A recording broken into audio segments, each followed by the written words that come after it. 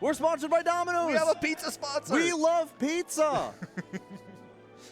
So they also, are. Jkiller might go Zelda.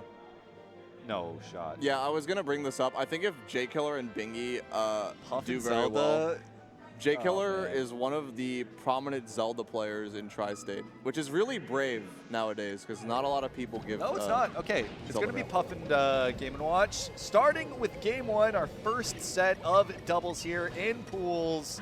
It's going to be the Canadian team versus the Americans. Your Team Canada or Team America? I'm Canadian. Yeah. Yeah, I was actually, you know, I am a little upset that I forgot, but I was going to bring like a Team Canada hockey jersey, but I don't think they would allow logos and stuff, so. It's the flag of Canada. No, it's not. It's like the Canada Hockey Association. It's its own, it's its own okay, logo. okay. Yeah. I don't know anything about hockey because I am an uncultured American. So. Americans are good at hockey, but at the moment, Jkiller BINGHI kind of looking schnasty a little bit, but now we're starting to see Don assert himself a little bit more with this dock and just space out.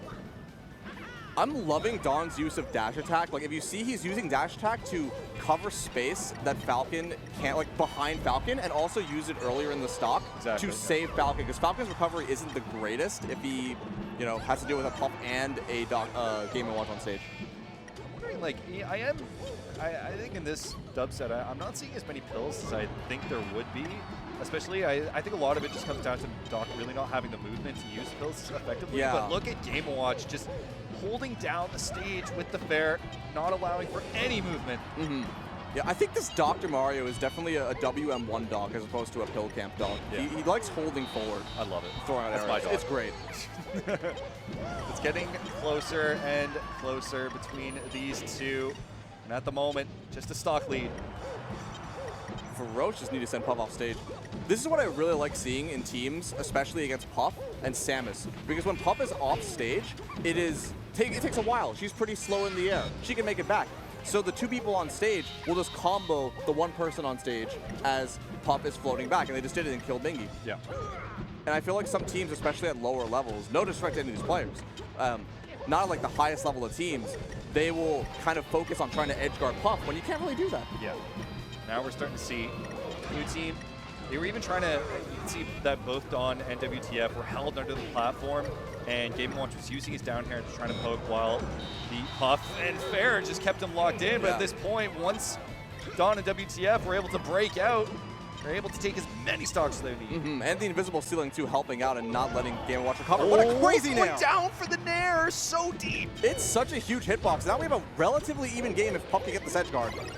And there's the pill that you were talking about before. Yep, and that's not off, especially because of how slow it is. It's so hard to save Falcons like that, but he was able to make it work, and still Game & Watch able to go low enough, but he is going to die, and that will be Game 1. For the Canadians over the Connecticut's. Listen, man, I don't know what you want, but it's not bad. I want to see him go Zelda. I wonder would it kind of work? I feel like it might be all right just because of like that disjointed hitbox with like the bear and stuff, but I mean you have the same thing with Puff, and I feel like it's just the movement ability of Puff will just help a bit more in this matchup. It's also a little bit of matchup inexperience because sometimes the players, like you would see that both the Doc and the Falcon would go for down throw into a follow-up on the Puff.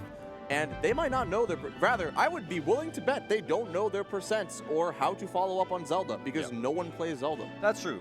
But at the same time, can you expect that they would know the same for like Doc and like being able to perfectly like? Do you think they have the experience in dubs against a Doc, being able to know the follow-ups and whatnot? It's not as common of a matchup, and it is a more common matchup than Zelda. But you know, I'm not exactly sure if they would have that knowledge either. And I think it just goes both ways. I think there's experience across both. Yeah, well, we will see what happens. They're hovering Dreamland, so there's a pretty good chance they stay Puff. But also, I think they're just talking about it too. Trying to lab out, especially in pools, is kind of interesting. Yeah. I mean, this is literally the first match of the day. These people, with it. They might have driven in 7-8 hours or so. Like, I know that a lot of the New Yorkers did as well, so they might just be tired. Yeah, especially trying to drive into Toronto. Don't envy anyone going through that experience. Oh, no, absolutely not. Yeah, I don't know if you have, but it's awesome. I think FD is actually a pretty good call here for these two. Oh, I think agree. it gives them the aerial movement, especially with, again, the hitboxes from Game & Watch and Puff. Just being able to reach so hard, and even the back air into Nair almost hitting, but still It's looking a bit precarious, though, as they're just not able to convert into these stocks. Oh, and unfortunate with the fair. He was trying to combo off it, but it was a weak hit. Even the Puff got the S-Mash, but immediately into Game & Watch's jab, which prevented the stock. Falcon doing so much work here, getting the edge guard and the cape to send the other way. Puff kind of leaving his teammate to die, but the double nair may be able to collect both unless Doc can make it back in time. He's going to hold the ledge, and the Falcon's going to be able to come in and save for absolutely nothing. Yeah, Game & Watch is, oh, wow, Puff is so light. So floaty. I love being Puff, dude. I love just having just the absolute, you know, the rage. You love watching her be suffer? Small. Yeah, just to suffer. I live for pain. All those years of HBox being #1, just take it out on these Puffs in round 1 pools. Also, this is, I think, the third time that I think I've seen Doc CC down smash the Game & Watch, and it's starting to really hurt. Like that, I think that's different 2 stocks now. That's Yeah, Doc plays, in teams at least, plays like pretty similar to Peach when he gets hit, where you just kind of want to just mash down on both sticks as much as possible. I mean, it's not bad. Now, this is a bloodbath. This is bad. This is bad. And we were saying how this could be a better stage, but this is like not even 2 minutes in, and it's already over. Like, there's no way. Unless Game & Watch pulls out the craziest RNG possible. 9's on the board. Your last chance. Falcon does not let him get that stop. Oh, wow, what a need to seal the deal. Send those Connecticut players home and say, Canada, we are #1 today. Canada taking the first win here at GOML X